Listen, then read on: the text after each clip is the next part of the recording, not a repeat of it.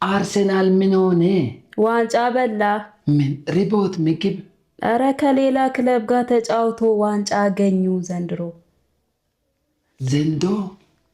ዋንጫ በሉ።